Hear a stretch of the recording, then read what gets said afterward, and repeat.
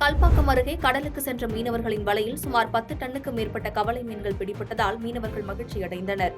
செங்கல்பட்டு மாவட்டம் கல்பாக்கம் அருகே சதுரங்கப்பட்டினம் பகுதியில் ஏராளமான மீனவர்கள் வசித்து வருகின்றனர். இந்நிலையில் 10 நாட்டு படகுகளில் மீனவர்கள் மீன்பிடிக்க கடலுக்கு சென்ற நிலையில் அதிர்ஷ்டவசமாக வலையில் சுமார் 10 டன்னுக்கும் அதிகமான கவலை மீன்கள் பிடிபட்டுள்ளது. இவற்றை கரைக்கு கொண்டு வந்த மீனவர்கள் ஒரு பெட்டி ரூபாய் 700 என்ற விலையில் மொத்தமாக ஏற்றுமதி செய்தனர். இதனால் நல்ல லாபம் கிடைத்துள்ளதாக மீனவர்கள் மகிழ்ச்சி தெரிவித்தனர்.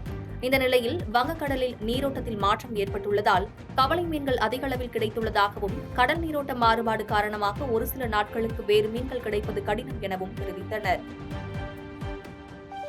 பாதகம் செய்பவரை கண்டால் நாம் பயங்கொள்ளலாகாது பாப்பா, மோதி மிதித்து விடு பாப்பா, அவர் முகத்தில் உமிழ்ந்து விடு பாப்பா.